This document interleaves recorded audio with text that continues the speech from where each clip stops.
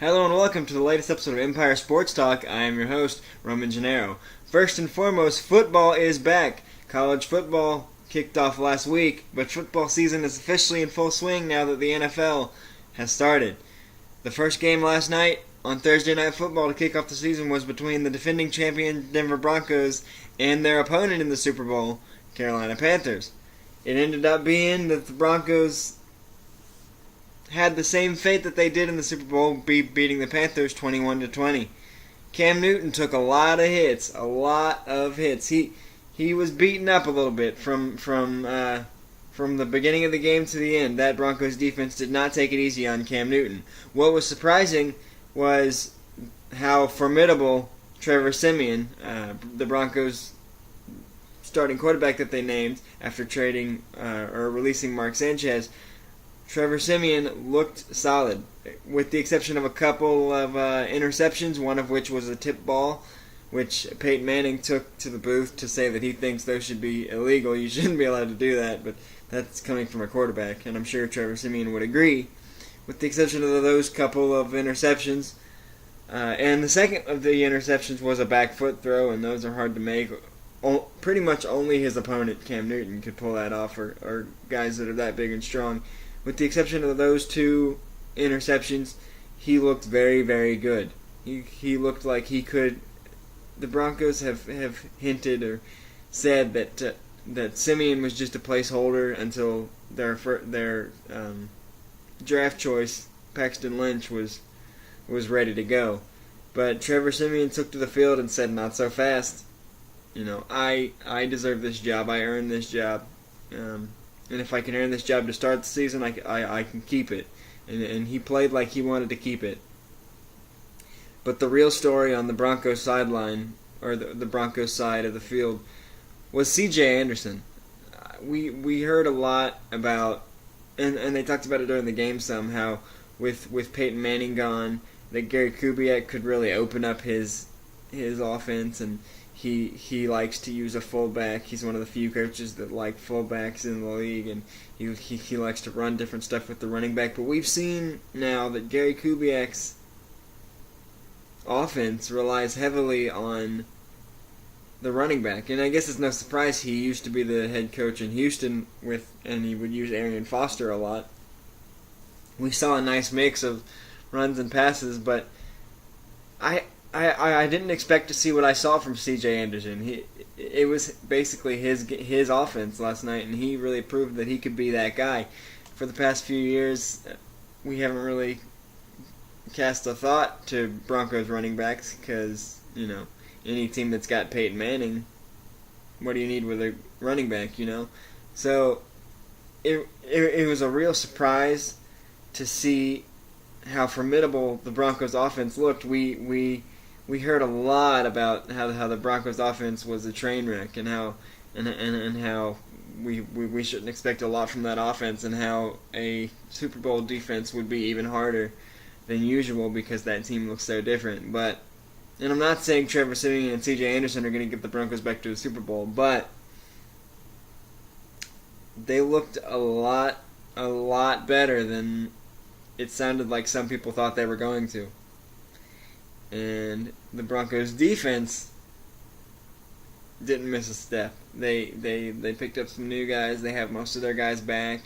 With Peyton Manning gone, they were able to re-sign guys like Von Miller and just keep that defense as strong as it was.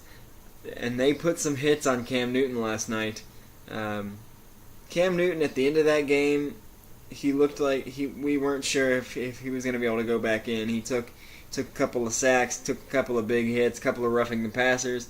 We saw Derek Anderson warming up on the sideline a little bit more than we're comfortable with, because you never want to see a star of the game go down. In the game being the NFL, Cam Newton's one of the biggest stars in the league. And we saw his backup warming up a little too much. He got up slowly a couple of times. In one instance, I thought it was interesting was on the play where he got sacked, where he first, where he was rolling on the ground as if he was in pain. Maybe it was a back injury or whatever it was. That's what we thought it was. I thought I heard a whistle and it looked, if you go back and look at the play, it looked like Cam Newton kind of let up for a split second. Maybe he did too. It obviously wasn't a whistle. I'm not going to sit here and argue that it was. But there was just something interesting, I thought. I definitely thought I heard one. And we've seen instances where players think they hear whistles and they stop. So I didn't know if maybe that's what happened on that hit, because Cam really didn't look comfortable on that sack. And to be fair, what quarterback is going to look comfortable getting sacked? But it did look to me like maybe he heard something and stopped for a split second on that field, and that's all it takes in football. But it seemed like he wasn't getting a lot of calls in his favor. He got a couple of roughing the passers in there, but there were some others that he should have gotten the call for.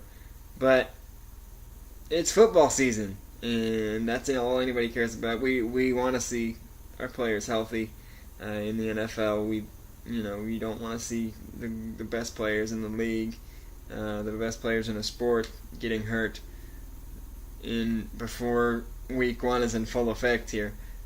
We saw a couple of guys leave with injuries.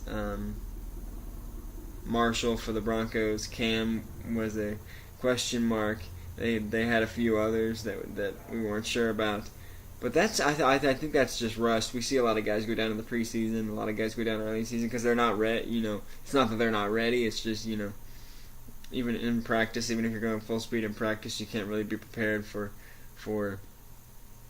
what it's going to be like out there when all bets are off, when the game starts counting, when the games start counting, and when it's full speed, full contact. There's always going to be some casualties. But it was fun. It was a fun game to watch. It was a great way to kick off the NFL season. I didn't expect Carolina to lose. I don't think anyone did. So it's interesting that a team, with the exception of a late season loss to the Falcons and the Super Bowl, looked unbeatable.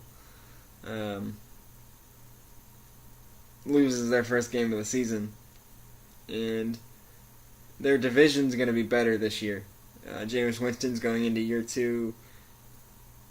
The Falcons are at full strength with a couple more weapons. Wide receiver Mohamed Sanu, Julio Jones is back. Devonta Freeman is looking to capitalize on the great success he had last year. Matt Ryan is still there. That defense is better with veteran Dwight Freeney and a couple of other guys. The Saints, their offense is always something to be reckoned with. That's going to be a tougher defense than it was a year ago. So we're going to have to see how the Panthers respond, coming off of one loss already here in the first game. So, but it was a great way to start the year. I think we can look forward to. And on one shot that Cam Newton took, he took one to the helmet. It was a helmet-to-helmet that probably should have been called for an illegal hit. Instead, he got a roughing the passer. I didn't agree. It wasn't a roughing the passer. It was elite. I thought, they called it a roughing the passer. They said that he, had let the ball go. I think the call was perfectly within reason, but a penalty did need to be called because it was helmet-to-helmet.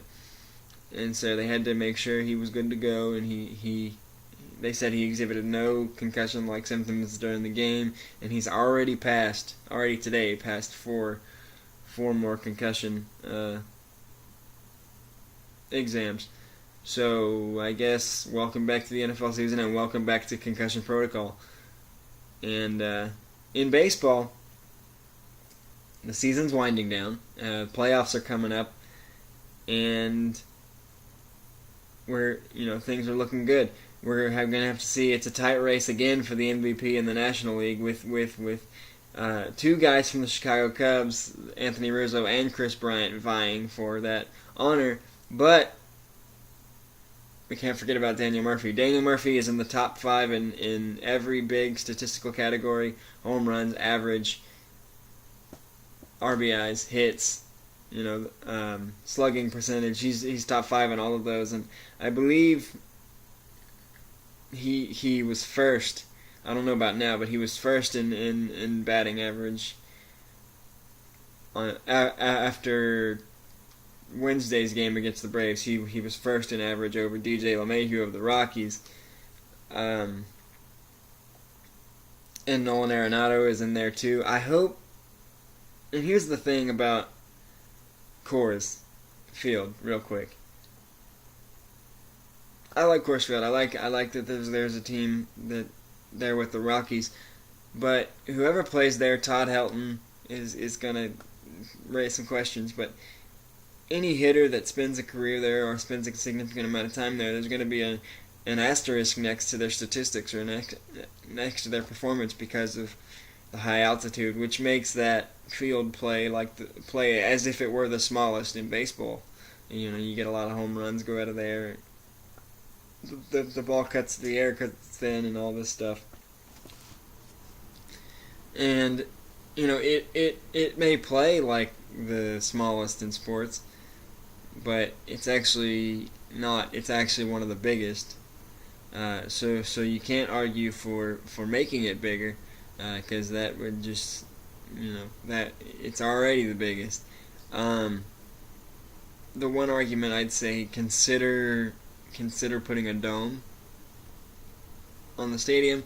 I know that would cost who knows how many millions of dollars. I haven't looked that up yet. I keep meaning to, but a dome would help because it's terrible for Todd Helton to have a career that he had, or Nolan Arenado, DJ LeMahieu having the seasons they're having, and be lower on the list of MVP candidates or be questionable for the Hall of Fame because of where they play. That's not necessarily their fault. Todd Helton was drafted by Colorado and played his entire career there because he loved the city, because he loved the team. It wasn't, I could put up bigger numbers here. No, for some guys that might be the case, but it genuinely seems like Colorado Rockies players enjoy playing there.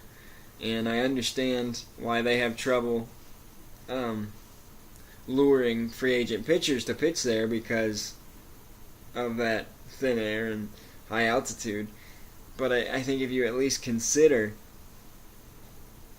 putting a dome on Coors Field, and I think a lot of teams, a lot of the new stadiums that are coming into the game, SunTrust Park, recently Marlins Park, and those types of places, they're coming in now with retractable roofs. And we have some dome stadiums. We had the old Twin Stadium. We have Tropicana Field. We have a lot of stadiums with retractable roofs. Milwaukee's got one. Seattle's got one. Well, if Seattle didn't have one, then they wouldn't be able to get 162 games in because it's Seattle. It rains all the time.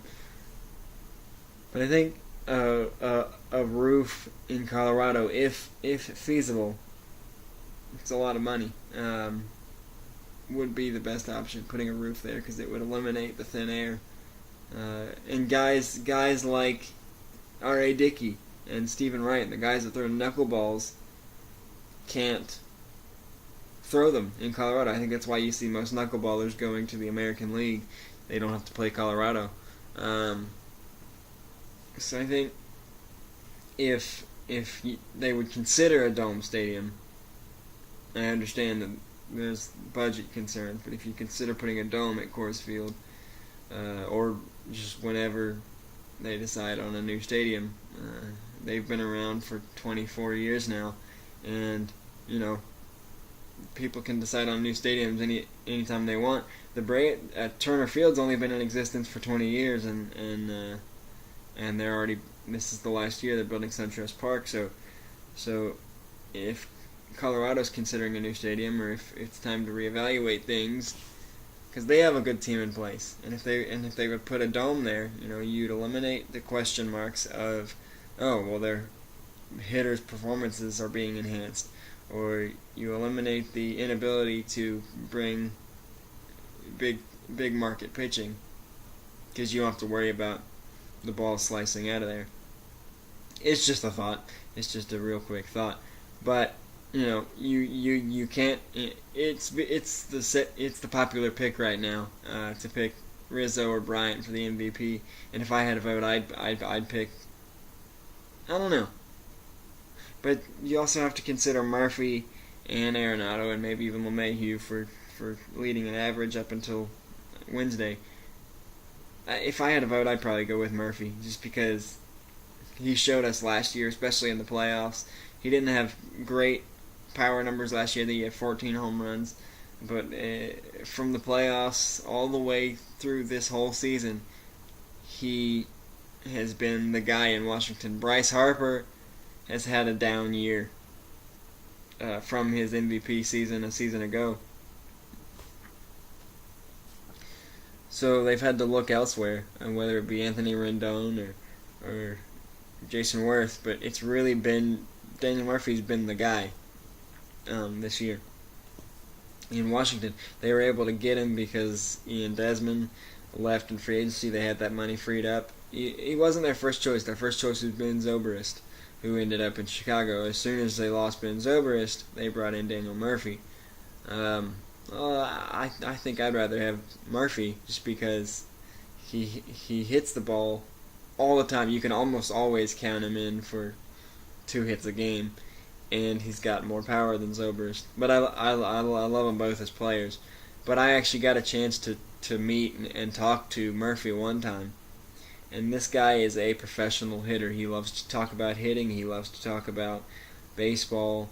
He's a good talk when it comes to baseball. He loves playing. He loves that, and you can see it when he's on the field. He loves to talk to he's known for talking to the umpires. He has a great time on the field, and it's good to see that success. We don't get to meet professional players that often. Professional baseball players that often, unless you're a big time media person. You don't really get to have a conversation with people, and I've gotten to have conversations with the likes of Daniel Murphy and Tim Tebow, both of which are great guys, and it's just nice to see them outside of their natural habitat, if you will, and get to talk to them about the game. And Daniel Murphy is a professional hitter in every sense of the word, and it shows through in his performance.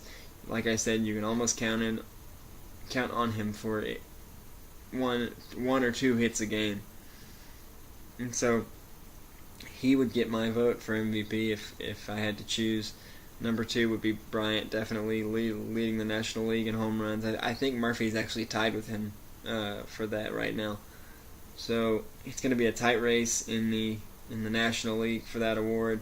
Rookie of the Year, I would have said Trevor Story, but he's out. So you got to go with Corey Seager, what he's doing over there in Los Angeles. And the Cy Young, I would have said Steven Strasburg, but he's hurt. And Clayton Kershaw got hurt. You got to go with Max Scherzer.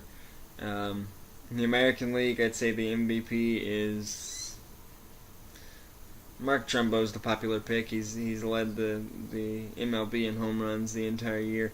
But Brian Dozier in Minnesota is making a case. He's got almost 40 home runs now, and it is really coming on for that team, who has played much better in the second half. They're not going to make the playoffs, but like the Braves, the 2 worst teams in the league this year, they played much better in the second half.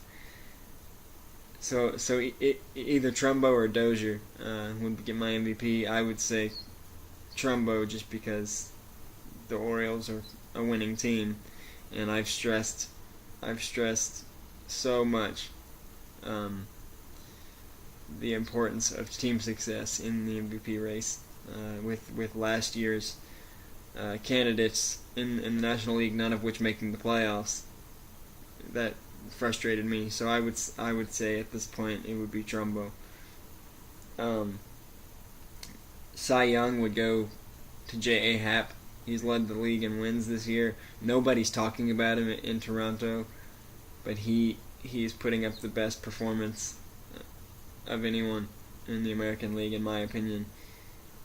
David Price is doing a great job, but it's J.A. Happ. He was the first to 15, first to 16, whatever you want to say, and he's still going over there. They are fighting for first place and a wild card in that division with the Red Sox, who took it over for the first time since July. And what's the other one? Rookie of the Year. This is an impromptu award ceremony, by the way. This was not in the plan. But Rookie of the Year in the American League is Max Kepler in Minnesota. He a rookie? Yeah, he's been incredible. Bregman hasn't been in the league long enough, but he's been good. So I'd have to go with Kepler in Minnesota. He's proven to be a great player for them, and I hope he is for a long time. But yeah, like I did not plan to give out awards here. Not much going on in the NBA. It's typical off season. They find anything they can to talk about, which there isn't much right now. So we're in November. See you in November to talk about that. But it's exciting to have football back, and we saw a giant shakeup in the college football rankings. Alabama stayed number one. There was no surprise there after they beat USC 52-6. But there was a surprising call when they left Clemson at number 2 and Florida State at number 3. Florida State was very surprising on Monday night. They looked dead in the water at halftime. They were down 28-6 to Ole Miss, who looked unstoppable. They looked like a super team. They looked like, if you were following us on Twitter that night, I likened them to the Hulk in both halves. You can go check that out on Twitter. Empire Sports Talk. The handle is Empire Sports Guy. That's me. And you can check that out. In the first half, they were like that scene in Avengers where the Hulk grabbed Loki by the foot and was slamming him around on the concrete. Ole Miss being the Hulk at that point, and Florida State being Loki. Then in the second half, they looked more like Bruce Banner. So it was interesting, but Jimbo Fisher is a master of halftime adjustments. And he proved yet again. A lot of people used to want to give Jameis Winston the credit for when they would have comebacks like that, and for good reason. He won the Heisman Trophy, and he was a great player for them. But Jimbo Fisher is the consistent factor in all of those, and he, like I said, he's a master of halftime adjustments, and he proved it again. I believe the final score was 47-38. I have to look that up, but somewhere around there. That meaning that Florida State outscored Ole Miss. What was it? 41-10 in the second half alone. 41 points in the second half. That's impressive, to say the least. So they proved not only that they could make adjustments with the best of them, but that they could dismantle a team in one half that was doing the same to them in the first, and with the fact that Clemson didn't look too good and barely escaped an unranked Auburn team that has no passing game. That was, and had a revolving door of 3 quarterbacks, mind you, none of which can throw all that well. I don't think they deserve to be at number 2. Houston is in the top 10. Are they 6? Yeah, they're 6, which is pretty high for an American Athletic Conference team. But when you beat number 3 Oklahoma, it's looking pretty good for you. Speaking of number 3 Oklahoma, they dropped down into the teens. They're, I believe, around 18 right now after that loss, and without an impressive showing the rest of the way. That could be it for Bob Stoops' club. Bob Stoops' Oklahoma Sooners always have a habit, sort of like Chip Kelly when he was at Oregon, of getting right there. Getting to that number 3 spot, getting to that number 4 spot, and then losing it. Getting to the playoffs, but not being able to get to the final. Bob Stoops is the new Chip Kelly, in that regard. So they dropped down. LSU was probably the biggest fall, as they lost to Wisconsin, who was unranked at the time, and they fell from 5 to 21. I thought that was a bit far for them. I thought they should have stayed inside the top 20 because it was a close game. Wisconsin was undervalued coming into the year, so they have a long road back. But it is the SEC, and if they keep winning, they'll get there quickly. On that same note, Wisconsin had the biggest jump along with Texas as well. Wisconsin and Texas, both unranked,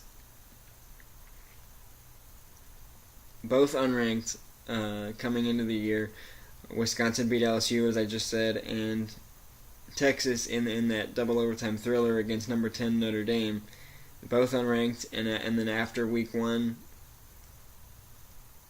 Wisconsin's in the top 10 and Texas is number 11. They had the highest rise, and I think the fact that they rose so high, that they rose to 10 and 11, proved my point about them being undervalued. Because there were obviously some people in the AP or the committee that decides the rankings that wanted those two teams to be ranked, and this gave them excuses to not only rank them but shoot them up there really high. And this is the third year in the Charlie Strong era in Texas, and this is what people have been waiting for: Texas to be relevant and to be talented. And they've been talented, but they just haven't put all the pieces together. This might be their year. This year, next year, it could be their time to make something happen in the Big 12. And what surprised me, and I said it, if you're following on Twitter, I said it, when Tennessee lost to Appalachian State, everybody was so shocked. Everybody was oh my gosh, what's happening at the SEC? But Appalachian State has played a number of big games, and won. Most notably is when they beat Michigan in the first week of the 2007 season. They beat Michigan. Didn't they beat Northwestern last year, 2 years ago? And now they've beaten Tennessee. And so is it really an upset if the same team at least plays their big opponents tough every time they play them? And I understand, Tennessee was ranked number 9, and there's big respect, but they did win. They did manage to win, proving they were the better team. And they still dropped from 9 to 17, which was interesting to me. They should have dropped. I'll give you that. But 8 spots for winning against a team that I wouldn't even consider an upset. They are FCS, but they do it every time. So, but that's just my thought. Michigan is in the top 6. Ohio State's there too with 2 impressive showing. I can't wait for that at the end of the year. Ohio State, Michigan. This might be the year that Michigan takes it. They looked. Wilton Spates, the Michigan quarterback, after throwing an interception on his first ever pass, looked strong. Probably the best quarterback in that conference, other than J.T. Barrett. So we'll have to see who takes the Big Ten. My money's on either Ohio State or Michigan. But it's good to have football back. The NFL kicks into full swing this Sunday. College football week 2 starts on Saturday with some more good games. And baseball season is winding down for those of you who like baseball. It's the races are tightening up. We already have a 1-game wild card playoff, which I'll get to that later. I'm not a huge fan of that. We already have a 1-game wild card playoff, but with the way that the wild card races are going, with the way that it's going, we may have a 1-game play-in to get to the 1-game playoff. So we'll have to keep an eye on that. But that's all the time we have for today. Follow us like us on Facebook, Empire Sports Talk. Follow us on Twitter, Empire Sports Talk, with the handle Empire Sports Guy. That's me. And follow this podcast on Spreaker.com, because we're trying to take the next step with this show and get it onto iHeartRadio. So go to Spreaker.com, Spreaker.com. Look up Empire Sports Talk with Roman Gennaro. Follow the show, and hopefully we'll see you on iHeartRadio. This is Roman Gennaro for Empire Sports Talk, signing off. Have a good week.